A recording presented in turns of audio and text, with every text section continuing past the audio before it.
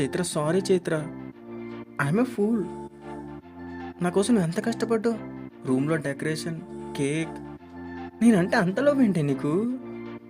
హ, అనవసరంగా తాగాను. ఇంకెప్పుడు తాగను. ప్లీజ్ అలా చెయ్యకు శివ. ఏదైనా నీకు మారాలనిపిస్తేనే మారు, అంతే. అయినా నాకు నీ మీద కోపం లేదురా. చాలా ఊహించాను నీ బర్త్డే ఎలా చేయాలి అని. నాకు నువ్వంటే చాలా ఇష్టం శివ. ఎందుకో తెలుసా, నీ దగ్గర నేను నాలాగే ఉంటాను. ఇంతకన్నా ఇంకా ఏం కావాలి నాకు?